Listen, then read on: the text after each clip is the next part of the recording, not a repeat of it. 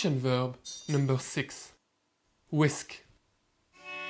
Whisking refers to beating food with a light and rapid movement in order to incorporate air in the mixture. It sounds boring, but it's not, especially if you whip it in slow motion.